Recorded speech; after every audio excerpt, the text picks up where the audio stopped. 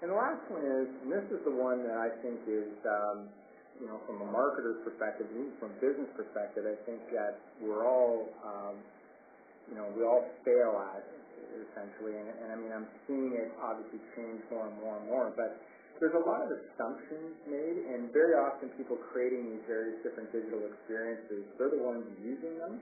So very often there's always this assumption like, well, if I use it, everybody uses it. And I think I've demonstrated here that when we look at the numbers, I was talking earlier about using location-based services and less than 1% of Canadians actually use this.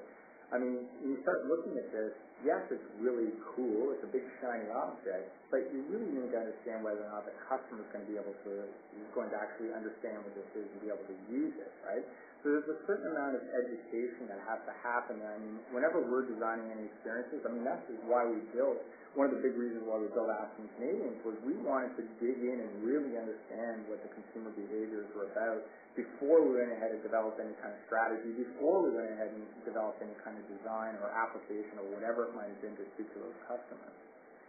The other big thing about this too, and again, this is something I'm not picking on anybody, but incorporating the instructions into the actual ads themselves. Again, this idea of educating the consumers. And we did a little quick test with our Asking Canadians. We went out and polled about 500 Canadians.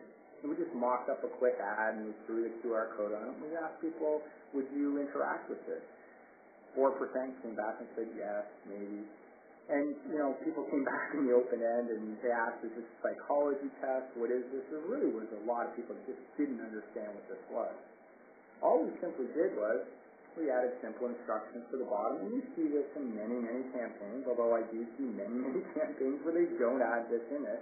And then immediately jumped to 35% and said, oh, okay, yeah, maybe I would interact with this. Now I know how to get it on my device. Now I know how to use it. And we're seeing more and more smartphones actually coming with either QR code capabilities or image recognition built right into the actual devices themselves. So it's just educating the consumers on the possibilities of what can be done. So that's really what we have today. Again, the report, if you go to, the report is available on our website. So you can actually get it via salesmedia.com, and if you actually go to the dig section within it, you can actually download the report. I want to point out as well is that the report is there, but we've also included the appendix as part of the report, so there's a much, much deeper set of data that's split up between, basically it goes across 4 generations, plus also we split it out with gender as well. So there's a lot more information there for you if you'd like to see. You can actually access it via your mobile device right now at dig.millennials.com, or you can got a QR reader on your device. You can take a picture and you get access to it right now. So that's all I have to say. I'm going to turn it back over to Randy now. Okay, so if anyone has any questions right now, they can enter them in the Q&A window on the WebEx interface, or if they want to do it through Twitter, they can just use the hashtag #Delvinia-Dig, and we'll pick it up right now. But we have 2 questions here we can go into.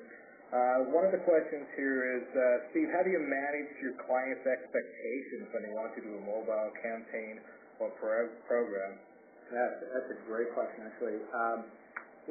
The first thing I always come back to is that idea of, do you really know what your specific customers want out of that mobile experience, or what they're actually doing for that matter? So it really comes back down to sort of taking a step back, I guess you could say, and looking at that, and then coming back to them and showing them the information or, data and saying, this is what they're doing. But, here's what we think we can do to either educate your consumers so they get up to the next speed or the next level so they can actually leverage whatever that technology is. So for us, it's more about showing them what the consumer is doing, helping them understand that, and then developing a strategy from that. That's really how we manage our expectations. I think we do that with all sort of digital shiny objects that are out there. We always want to be looking at the value.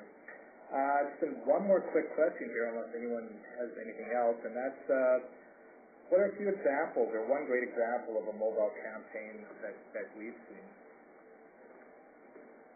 And I'll interject with the Dove campaign for Real Beauty that was out a couple of years ago. I mean, it was a great campaign across YouTube and the entire internet and the events and all that kind of thing. But they did have large billboards in different cities where they had large pictures of, very happy older ladies, and they had two numbers which you could text in where you could choose the difference between wrinkled and wonderful, and it was actually a live ticker that showed the combined results for text and online voting. You could do it in both places. We thought that was pretty cool. Yep. Checking over here on Twitter. So there's not any more any questions right now, but if you have any questions, feel free to contact us through the website, or again, you can find us on Twitter, LinkedIn, or our Facebook page. So thanks everybody for joining us on this webinar today. I hope you found something valuable. If you have any thoughts or feedback on it, just let us know. And again, if you want to find the actual report and the full appendix, you can go to delvinia.com. There will be a link on the home page where you can go to delvinia.com/digreport. And again, we hope to have this presentation up, this exact presentation up later today on SlideShare and link from our site. And we actually have two webinars in a row this week, so if you are around tomorrow and you're interested in attending this, we'll be hosting a webinar entitled, Are They Really That Different? The Digital Divide Between Millennials and Boomers. And we'd love to have you join us for that and future DIG webinars. If you want to register for that one, simply go to delvinia.webex.com or go to our site, and in our blog we'll have a link there too. So that's it for us today, and until next time, see you later.